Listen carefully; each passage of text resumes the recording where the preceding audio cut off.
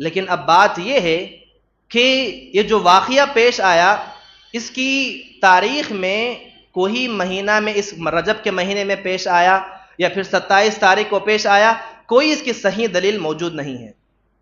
یہ واقعہ کب پیش آیا کسی کو معلوم نہیں۔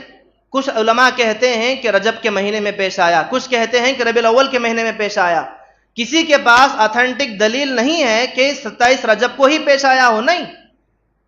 چلو اگر مان بھی لی جائے کہ 27 رجب کو پیش آیا ہو یا رجب کے مہینے میں پیش آیا ہو، جب بھی پیش آیا ہو، اللہ کے نبی صلی اللہ علیہ وسلم کی زندگی میں رجب کا مہینہ بار بار آتا رہا، 27 رجب بار بار آتی رہی، تو کیا اللہ کے نبی صلی اللہ علیہ وسلم نے کبھی 27 رجب کے لیے خاص اہتمام کیا کہ میں اس رات میں معراج میں گیا تھا تو اس رات میں خاص نمازیں ہونی چاہیے، اس رات میں خاص اس دن سے پہلے روزے کا اہتمام ہوتا ہے؟ آج بھی کئی لوگوں نے روزہ رکھا ہے، کئی لوگوں نے روزہ رکھا کیونکہ معراج کا روزہ ہے، اس کے گناہ معاف کیے جاتے ہیں۔ جو روزہ اللہ کے نبی نے رکھا ہی نہیں، نہ رکھنے کا حکم دیا، نہ رات میں جاگا، نہ رات میں جاگنے کا حکم دیا، پوری طرح سے بدعت، نئے نئے کام۔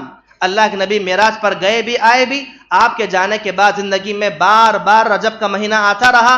آپ کی زندگی کے بعد خلفائے راشدین کا دور آیا، حضرت ابو بکر، عمر، عثمان، علی، چار خلیفہ گزرے، ان کے زمانے میں بھی رجب کے مہینے بار بار آتے رہے۔ کبھی کسی خلیفہ نے رجب کے مہینے کو سورہ بقرہ کی آخری 2 آیتیں آپ کو ملی، سورہ بقرہ کی آخری 2 آیتیں، آمن الرسول سے لے کر جو 2 آیتیں سورہ بقرہ کی آخری 2 آیتیں ہیں، انعام کے طور پر ملی۔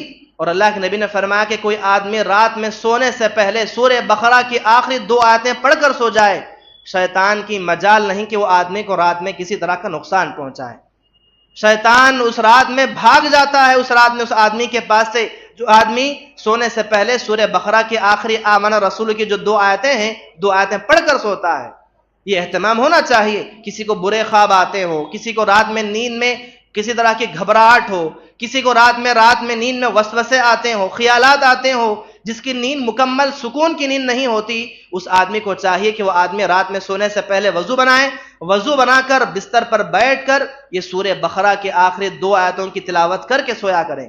جو آدمی پڑھ کر سوتا ہے وہ آدمی ہر طرح کی شکایت سے محفوظ ہوتا ہے۔ قال اللہ تعالی فی موضع آخر، بسم اللہ الرحمن الرحیم، سبحان الذي أسرى بعبده ليلا من المسجد الحرام إلى المسجد الأقصى الذي باركنا حوله لنريه من آياتنا إنه هو السميع البصير۔ تمام قسم کی تعریفیں، حمد و ثنا، بڑائی و کبریائی اسی اللہ کے لیے لائق و سزاوار ہیں جو اس کائنات کا رب العالمین ہے۔ بے پناہ درود و سلام نازل ہو تمام انبیاء علیہ السلام پر، بالخصوص میرے اور آپ کے آخری نبی جناب محمد رسول اللہ صلی اللہ علیہ وسلم پر، اللہم صلی وسلم بارک علیہ۔ محترم حاضرین، خطبہ مستونہ کے بعد میں نے آپ کے سامنے سورہ بنی اسرائیل 15ویں پارے کی پہلی ابتدائی آیت آپ کے سامنے تلاوت کی، جس کے اندر اللہ تبارک و تعالی نے ارشاد فرمایا، سبحان الذی اسری بعبدہ لیلا من المسجد الحرام الی المسجد الاقصی۔ بڑی بابرکت، بڑی پاک ہے وہ ذات جس نے اپنے بندے کو رات کے کچھ ہی حصے میں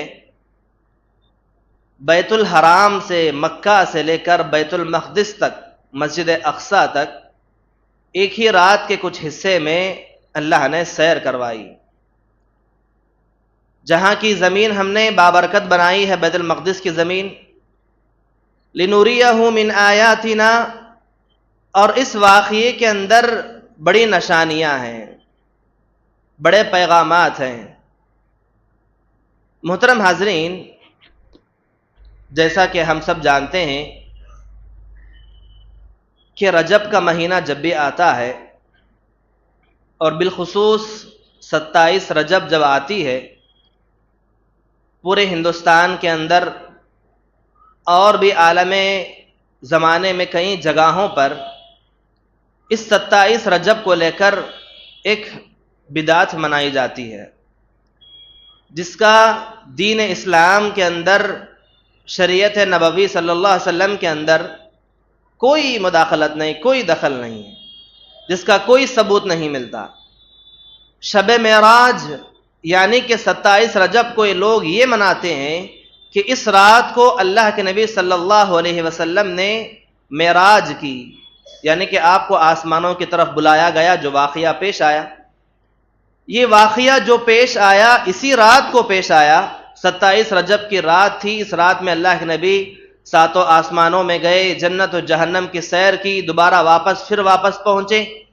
تو جب بھی یہ سال آتا ہے، جب بھی رجب کا مہینہ آتا ہے اور رجب کے مہینے میں 27 رجب جب آتی ہے، تو لوگ ذوق و شوق کے ساتھ اس رات کو چراغاں کرتے ہیں، مٹھائی وغیرہ کھاتے ہیں، اور بھی دیگر عبادت کے اہتمام میں لگ جاتے ہیں، نمازیں پڑھتے ہیں۔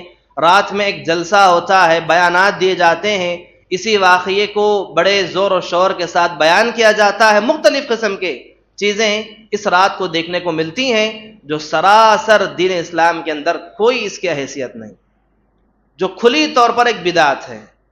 آئیے دیکھتے چلے، میں آج کے خطبے میں اسی وقت حالات کی مناسبت سے، اگر تاریخ آج 27 رجب ہی ہے، تو میں مناسب سمجھا کہ آج ایک نظر ایک واقعے کی طرف دوڑاؤں، اور اس واقعے کی حقیقت تھی کیا، اور آج لوگوں نے اس واقعے کو بنایا کیا ہے، اسی کے اوپر کچھ باتیں میں آپ کے سامنے کوشش کروں گا۔ دعا کرتا ہوں اللہ تعالیٰ سے کہ اللہ تعالیٰ پہلے مجھ کہنے والے کو بھی اور ہم تمام سننے والوں کو بھی عمل کرنے کی توفیق عطا فرمائیں، آمین۔ محترم حاضرین، جو معراج کا واقعہ پیش آیا، اس واقعے کے پیش آنے سے پہلے اگر آپ اس کا پس منظر دیکھیں گے کہ واقعہ پیش کیوں آیا، کب آیا، اور اس واقعے کے پیش آنے سے پہلے اللہ کے نبی صلی اللہ علیہ وسلم کی زندگی کے حالات کیا تھے، یقین مانیں آپ، شاید کہ مکہ کی زندگی میں اللہ کے نبی صلی اللہ علیہ وسلم کی اس سے برے کوئی حالات نہ تھے، اس سے کوئی برے دن نہ تھے کہ جس دن وہ ایام جو معراج سے پہلے ایام پیش آئے۔ ایک مصیبت آتی، اس مصیبت سے ابھی اللہ کے نبی باہر نہ نکلتے، اس سے بڑی اور مصیبت آ جاتی۔ ایک آزمائش میں مبتلا ہوتے، اس آزمائش سے ابھی باہر نکلتے ہی نہیں، ایک اور بڑی آزمائش آ جاتی۔ معراج کے واقعے سے پہلے کے جو ایام تھے، اللہ کے نبی کی زندگی کے بڑے مشکل اور کٹھن ایام تھے۔ ان ایام میں اللہ کے نبی پے در پہ آزمائشوں میں مبتلا ہو رہے تھے، حالات صحیح نہ تھے، دن صحیح نہ تھے۔ ایسی زندگی میں جب آپ گزر، شروعات کہاں سے ہوئی؟ مسلمانوں کا سماجی بائیکاٹ کیا، سب سے پہلے آزمائش۔ 2 سال تک تقریباً مسلسل سماجی بائیکاٹ مسلمانوں کا کیا گیا، کہ اس زمانے میں مکہ کے دن میں، مکہ کی گلیوں میں کوئی مسلمانوں سے بات چیت نہیں کرے گا، مسلمانوں سے کوئی چیز لین دین نہیں کی جائے گی، کوئی چیز خرید و فروخت نہیں ہوگی مسلمانوں کے درمیان میں، پورا بائیکاٹ۔ یہاں تک کہ سلسلہ چلتا رہا، 2 سال تک یہ سلسلہ چلا۔ آخر کار اللہ کے نبی نے دعا کی تو آپ یہ سماج بائیکاٹ، اور آگے حدیث کہتے ہیں، بخاری کی حدیث ہے، جب یہ سماجی بائیکاٹ چل رہا تھا، اس بائیکاٹ کے درمیان میں، سماجی بائیکاٹ کے درمیان میں ہمارے پاس کھانے کے لیے کوئی غذا نہ تھی، صحابہ بھوک سے تڑپ اٹھتے تھے، تو ہم نے ان ایام میں اپنی بھوک مٹانے کے لیے درخت کے پتے ہم نے کھائے، کھجور کی گٹلیوں کو چوسا کرتے تھے اور درخت کے پتے چبا چبا کر ہم نے اپنی بھوک مٹائی۔ اور اس بخاری کی حدیث کے مطابق ایک راوی حدیث کہتے ہیں کہ ہم جب قضاء حاجت کے لیے جاتے تو جانوروں کی طرح ہمارا فضلہ آیا کرتا تھا۔ اللہ اکبر، اتنے کٹھن حالات تھے، ایسی حالات، ایسی گھڑی تھی، اور اس گھڑی سے جیسے اللہ کے نبی ابھی باہر نکلے بھی نہ تھے، سماجی بائیکاٹ ابھی ختم نہ بھی ہوا تھا، اتنے میں آپ کے چچا ابو طالب کا انتقال ہوا۔ اللہ اکبر، یہ وہ چچا تھے جو مکہ کی زندگی میں اللہ کے نبی کا ایک بہت بڑا سہارا تھے۔ ابو طالب ایک ایسا چچا تھے کہ گویا اللہ کے نبی کا ایک بازو تھے، کسی کی مجال نہیں تھی کہ محمد کو گلیوں میں چھیڑے اس وقت کے ابو طالب موجود ہو، ابو طالب کو دیکھ کر محمد کو چھیڑے کسی کی مجال نہیں، اتنا لوگ وہاں پر ڈرتے تھے۔ ایسا چچا جس نے اپنی جان بھی قربان کرنے پر تیار ہو گئے، ایسی چچا کی موت ہو گئی، وفات ہو گئی۔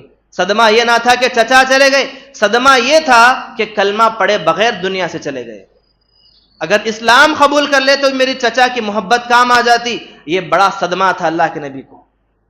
اتنا ہی صدمہ، ابھی چچا کی وفات کا صدمہ ختم بھی نہ ہوا تھا، اسی دن کچھ ایام بھی گزرے نہ تھے، اتنے میں آپ کی بیوی حضرت خدیجہ رضی اللہ عنہا بھی وفات پا گئی۔ اللہ اکبر۔ حضرت خدیجہ وہ آپ کی وہ بیوی تھی، پہلی بیوی، جن کا مال، جن کے مشورے، مکہ کی زندگی میں اللہ کے نبی کو دین اسلام کو بڑا سہارا ملا۔ حضرت خدیجہ کا مال بھی اور حضرت خدیجہ کے مشورے بھی دین اسلام کو آگے بڑھانے میں، دین کو پھیلانے میں بہت سارا مدد آپ کے تعاون سے ہوا۔ ایسی خدیجہ بھی دنیا سے رخصت ہو گئی۔ اللہ اکبر۔ مصیبت پر مصیبت، اتنے دکھی ہو گئے اللہ کے نبی، اتنے غمزدہ ہو گئے، اور انہی غمزدہ ایام سے گزر ہی رہے تھے، اسی دوران میں اللہ کے نبی نے طائف کا سفر کیا۔ ایک اور بڑا مشکل کھٹن واقعہ، طائف کے باشندوں نے، طائف کے گنڈوں نے ایسا ماجرا اللہ کے نبی کے ساتھ پیش کیا کہ آپ کے اوپر پتھروں کی بارش برسائی۔ اللہ کے نبی لہو لہان ہو گئے، آپ کے دندان مبارک شہید ہو گئے، زخمی سے خون سے زخمی ہو گئے اللہ کے نبی، خون بہتا ہوا آپ کے پیروں میں، جوتیوں میں آ کر جم گیا۔ اما عائشہ نے پوچھا احد کے دن کہ اللہ کے نبی پوری زندگی میں آپ کے مشکل حالات، مشکل سب سے بڑا مرحلہ کون سا تھا؟ تو اللہ کے نبی نے فرمایا کہ طائف کا دن میری زندگی کا سب سے بڑا مشکل اور سب سے برا دن کوئی تھا تو طائف کا دن تھا۔ وہ دن بھی انہی ایام میں پیش آیا۔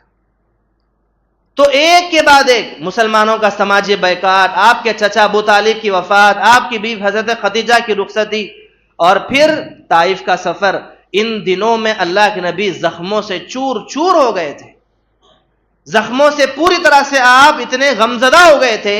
ایسے غمزدہ، اتنے ایسے زخم پر اللہ تعالیٰ نے مرہم رکھنے کے لیے، آپ کو دلاسا سکون دینے کے لیے اللہ تعالیٰ نے اپنے پاس بلایا معراج کے طور پر، معراج کی دعوت پر۔ ایک معراج کا واقعہ ایک معجزہ ہے۔ قرآن نے کہا لِنُرِيَهُ مِنْ آیاتنا، کہ واقعہ جو ہوا یقیناً طور پر یہ اللہ تعالیٰ کی نشانی ہے۔ اللہ کی نشانی سے مطلب کیا ہے؟ آپ دیکھیں گے ہر نبی کو، ہر پیغمبر کو اللہ تعالیٰ نے کچھ معجزات عطا کیے۔ حضرت موسیٰ علیہ السلام کے پاس عصا تھا، جسے زمین پر مارتے تو اژدہا بن جاتا۔ جیسا کہ ہم نے سنا حضرت عیسیٰ علیہ السلام اللہ کے حکم سے مردوں کو زندہ کرتے تھے، بیماری کے، برس کی بیماری کے جسم پر ہاتھ پھیرتے تو تندرست ہو جاتا تھا، جس کوئی اندھا ہوتا تو اس کی آنکھوں پر ہاتھ پھیرتے تو اس کی روشنی واپس آ جاتی۔ تو ہر پیغمبر کو اس قوم کے حساب سے اللہ تعالیٰ نے معجزے عطا کیے تاکہ لوگ ایمان قبول کریں، اور اللہ کے نبی صلی اللہ علیہ وسلم کو بھی اللہ تعالیٰ نے کئی معجزے عطا کیے۔ چاند کے 2 ٹکڑے اللہ کے نبی نے کروائے، اشارہ کیے تو چاند 2 ٹکڑے ہوا۔ آپ کسی پیالے میں آپ پڑھ کر دم کر کر آپ پیتے، اس پیالے میں اتنی برکت آ جاتی کہ سارے کے کئی سارے لوگ اس کو پی جاتے تھے، برکت ہو جاتی۔ کئی ایسے معجزے اللہ کے نبی کو اللہ نے عطا کیے۔ انہی معجزات میں معراج کا معجزہ بھی اللہ کے نبی کا ایک معجزہ ہے۔ کیوں؟ کیونکہ عجیب و غریب اتنا لمبا سفر، اتنا چوڑا سفر ایک رات کے حصے میں کرنا، یہ میرے اور آپ کے عقل میں سمجھ میں نہیں آتی بات۔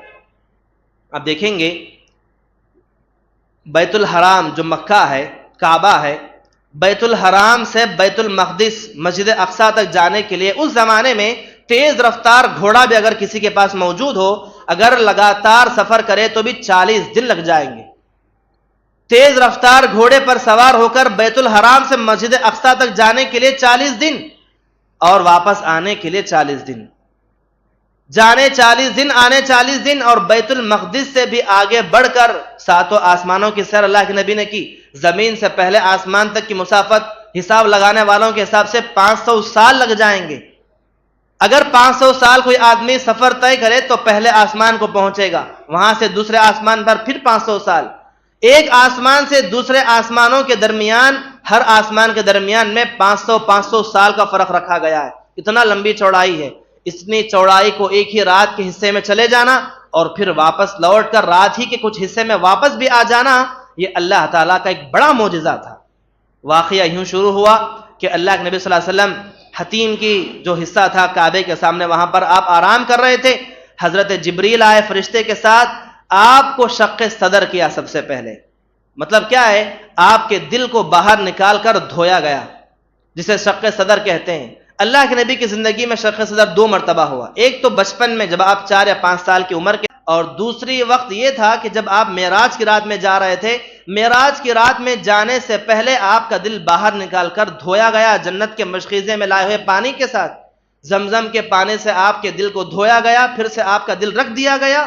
یہ دھونے کی وجہ یہ تھی کہ آگے چل کر آپ کو وہ حالات، وہ مناظر دیکھنے تھے جو مناظر عام انسانوں کے نظر برداشت نہیں کر پائے گی. وہ مناظر، وہ چیزیں آپ کو دیکھنی تھی آگے چل کر، جس دل دیکھنے کے لیے اس دل میں اتنی طاقت، اس آنکھوں میں اتنی روحانی طور پر اتنی قوت ہونی چاہیے. ایک عام انسان کی نظر دیکھ نہیں سکتی. اس کو دیکھنے کے لیے اتنی روحانی طور پر اتنی قوت ہونی چاہیے. تو اس قوت کو ڈالنے کے لیے آپ کا دل نکال کر دھویا گیا، وہ طاقت ڈالی گئی، اور آپ کو براق نام کا ایک سواری تھی جو گھوڑے اور گدھے کے درمیان میں ملتا جلتا ایک جانور تھا. لوگ کہتے ہیں کہ وہ گدھا تھا، کچھ کہتے ہیں کہ گھوڑا تھا. نہ گھوڑا تھا نہ گدھا تھا، ایک درمیان ایک اجلے رنگ کی، سفید رنگ کی ایک سواری تھی. دکھنے میں گھوڑے کی طرح لگ رہا تھا، گھوڑا تو نہیں تھا. براق اس کے نام کا نام دیا گیا، جس کی سواری، جس کی تیزی اتنی تھی، اس کا ایک قدم جہاں تک نظر پہنچتی ہے وہاں تک پڑتا تھا. جتنی دور آپ کی نظر پڑے گی وہاں تک ایک ایک قدم اس کا پہنچتا تھا. اس سواری پر آپ کو لے کر بیت الحرام سے سب سے پہلے بیت المقدس آپ وہاں پر پہنچے. بیت المقدس میں جب گئے تو پورے لوگ وہاں پر نماز کے لیے گویا صفیں باندھ کر امام کا انتظار ہو رہا تھا. جیسے اللہ کے نبی صلی اللہ علیہ وسلم آگے بڑھے تو آپ فرماتے ہیں کہ میں نے دیکھا کہ شاید کسی امام کا انتظار ہو رہا ہو، صفیں باندھی گئی تھی. امام جب آئے تو آپ کو آگے بڑھایا گیا اور آپ نے وہاں پر امامت کروائی. صفوں میں کھڑنے والے کوئی اور نہ تھے بلکہ پورے انبیاء تھے. حضرت آدم علیہ السلام سے لے کر جتنے پیغمبر آئے تھے تمام کے تمام انبیاء وہاں پر صفوں میں باندھے ہوئے تھے. یہیں سے اللہ کے نبی کو ایک لقب دیا گیا کہ امام الانبیاء اللہ کے نبی کو کہا جاتا ہے کہ پورے انبیاء کے امام اللہ کے نبی ہیں. حالانکہ آئے آخر میں ہیں. آپ کا رتبہ اتنا بلند اللہ نے کیا کہ شاید کہ کسی کو اتنا بڑا رتبہ نہ ملا انبیاء میں کہ جتنا رتبہ، جتنا مقام اللہ نے اللہ کے نبی کو عطا کیا تھا کہ آپ پورے انبیاء کو صفوں میں کھڑے کر کے آپ نے امامت کروائی. آپ کی اقتداء میں پورے انبیاء نے نماز ادا کی. پھر آپ وہاں سے نکل کر وہاں سے آپ آسمانوں کی طرف لے جائے گئے. سب سے پہلے آسمان پر جب آپ پہنچے تو وہاں پر آپ کی ملاقات حضرت آدم علیہ السلام سے ہوئی. جب آپ دوسرے آسمان پر پہنچے تو آپ کی ملاقات حضرت عیسیٰ و یحییٰ علیہ السلام سے ہوئی. جب آپ تیسرے آسمان پر پہنچے تو حضرت یوسف سے، جب چوتھے آسمان پر پہنچے تو حضرت ادریس علیہ السلام سے، اور پانچویں آسمان پر حضرت ہارون علیہ السلام سے، اور چھٹے آسمان پر حضرت موسیٰ علیہ السلام سے، اور جب ساتویں آسمان پر پہنچے تو حضرت ابراہیم علیہ السلام سے.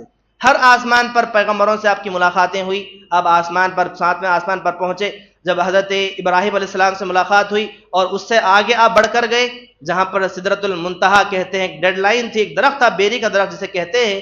اس درخت کے آگے آپ گئے، وہاں پر حضرت جبریل علیہ السلام آپ کے ساتھ یہاں تک موجود تھے، اور یہاں سے آپ کا ہاتھ چھوڑ کر واپس چلے گئے. کہا کہ اللہ کے نبی سدرۃ المنتہا یہ آخری ڈیڈ لائن ہے، یہ درخت آخری ایک ڈیڈ لائن ہے، اور اس سے آگے جانے کی ہماری اجازت نہیں ہے. ملائکہ کے سردار کو بھی وہاں سے آگے بڑھنے کی اجازت نہیں. اللہ کے نبی اگر میں آگے بڑھوں گا تو میرے پر جل جائیں گے. سورہ نجم میں اللہ نے اس کا پرنقشہ کھینچا تو اللہ کے نبی آگے بڑھے. آپ آگے گئے اور آگے جانے کے بعد ایک پردہ حائل تھا، اور آپ وہاں پر جا کر اللہ تعالیٰ سے ڈائریکٹ ہم کلام ہوئے، اللہ سے بات چیت کی جو ہم ہر نماز کے اندر پڑھتے ہیں. التحیات للہ والصلوات والطیبات السلام علیک ایھا النبی ورحمۃ اللہ وبرکاتہ السلام علینا وعلی عباد اللہ الصالحین. یہ جو بھی ہم کلمات پڑھتے ہیں گویا اللہ تعالیٰ سے اللہ کے نبی ہم کلام ہو رہے تھے، بات چیت کر رہے تھے. آپ کو سلام پیش کیا گیا، آپ جواب دے رہے تھے، اللہ تعالیٰ سے آپ نے بات چیت کی، اور پھر دوبارہ آپ کو وہاں سے جنت کی سیر کروائی گئی، جہنم کی سیر کروائی گئی. جنت کے کچھ مناظر آپ کو دکھائے گئے، جہنم کے کچھ عذابات آپ کو دکھائے گئے. اس ساری چیزوں کو دیکھنے کے بعد دوبارہ پھر سے رات کے کچھ ہی حصے میں آپ دوبارہ پھر سے مکہ کی اسی جگہ پر آپ کو واپس لا کر پہنچا دیا گیا. اور بتاتا چلوں قرآن نے کہا لنوریہ من آیاتنا کہ یہ معجزہ تھا، اللہ کی نشانی تھی، کوئی خواب نہیں تھا. یہ کچھ لوگ کہتے ہیں کہ اللہ کے نبی کا خواب تھا، خواب نہیں بلکہ یہ ایک ایسا سفر تھا جس سفر کے اندر اللہ کے نبی کا جسم بھی حاضر تھا. اللہ کے نبی محسوس کر رہے تھے کہ میرے جسم کو چیز لگ رہی ہے، ہو رہی ہے. یہ جسم کا مشاہدہ بھی تھا، آنکھوں کے سامنے ہو رہا تھا. یہ معجزانہ طور پر واقعہ پیش آیا جب آپ رات کو واپس پہنچ گئے.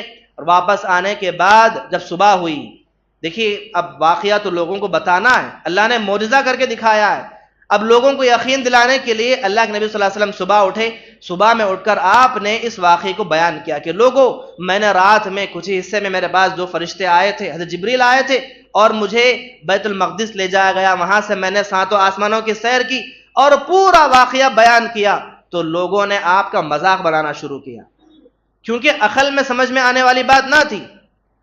حضرت جیسے کہ ابو جہل جیسے لوگ دوڑتے دوڑتے پہنچے کس کے پاس؟ حضرت ابوبکر کے پاس رضی اللہ تعالیٰ عنہ۔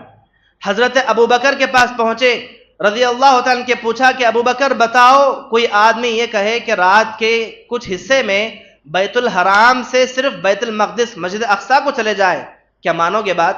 40 دن کا سفر ہے، ایک رات کے کچھ حصے میں اگر تیز رفتار سواری کتنی بھی تیز کیوں نہ ہو، ایسی سواری پر اگر کوئی آدمی جائے گا تو کیا بیت المقدس کو پہنچ پائے گا؟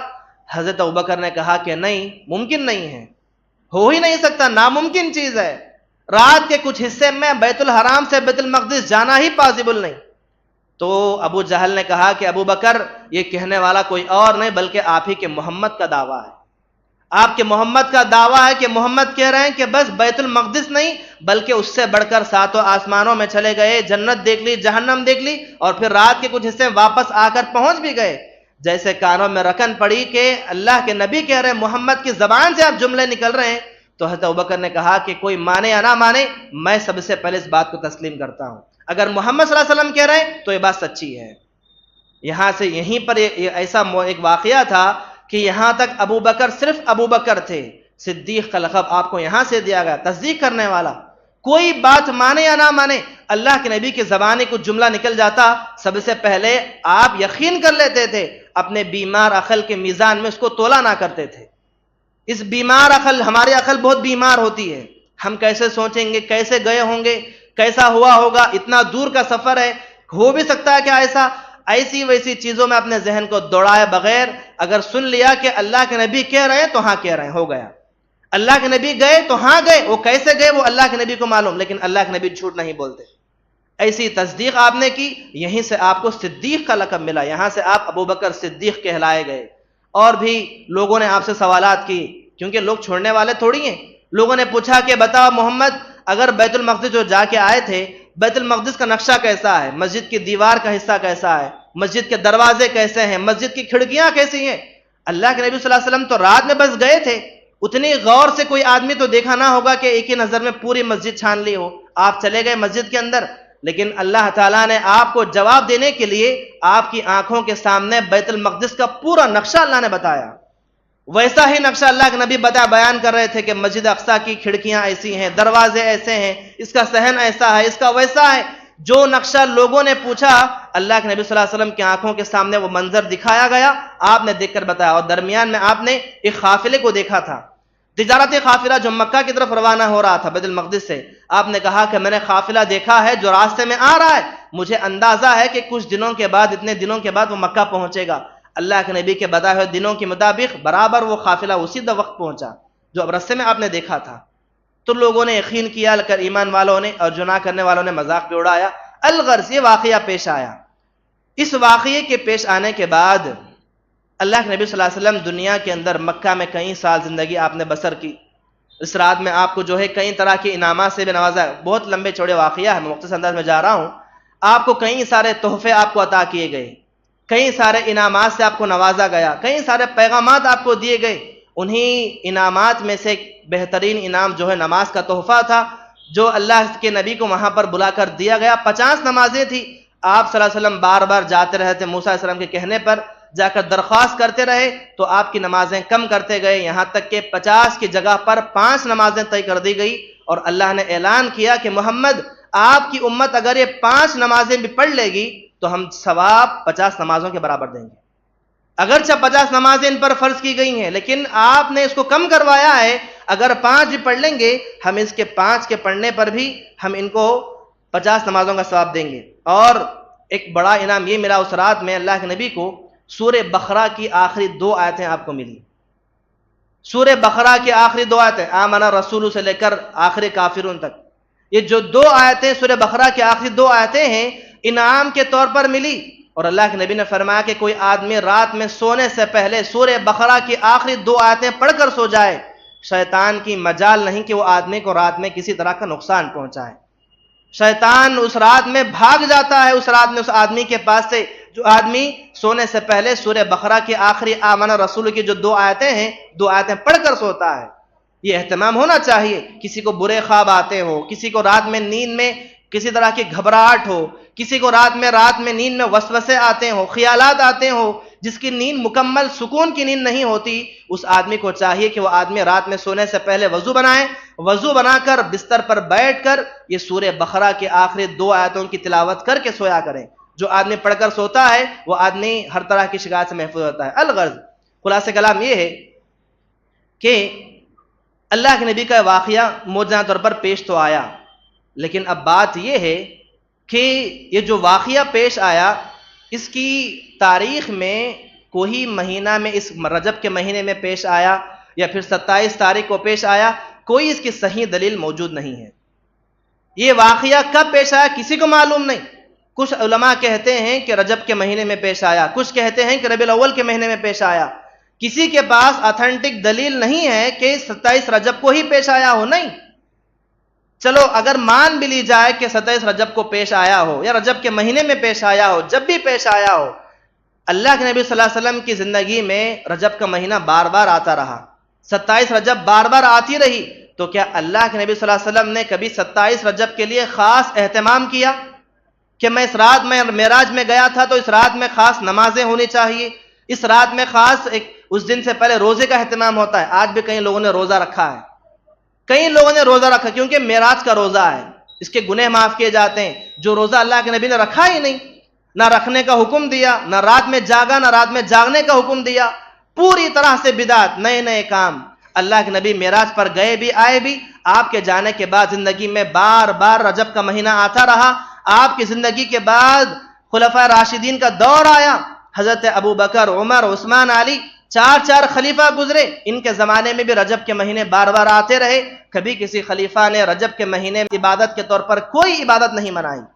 یہ کھلی طور پر ایک بدعت ہے، اور ہر بدعت نیا کام دین کے اندر جو اللہ کے نبی نے نہ کیا ہو، آپ کے صحابہ نے نہ کیا ہو، جو دین کا کوئی حصہ نہ ہو، ایسا کام کرنا جو نیا کام بدعت کہلاتا ہے، اور ہر بدعت گمراہی، اور گمراہی سیدھا جہنم کے اندر لے جاتی ہے۔ تو اللہ تعالیٰ سے دعا کرتے ہیں کہ اللہ تعالیٰ اس طرح کی جو نئے نئے بدعات معاشرے میں جو عام ہو رہے ہیں، اللہ تعالیٰ ہم تمام مسلمانوں کو اللہ تعالیٰ اس طرح کی بدعات سے اللہ ہم سب کی حفاظت فرمائیں۔ جو لوگ اس طرح کی بدعات میں ملوث ہیں، شامل ہیں، اللہ تعالیٰ انہیں نیک ہدایت عطا فرمائیں۔ آمین رب العالمین۔ السلام علیکم ورحمۃ اللہ وبرکاتہ۔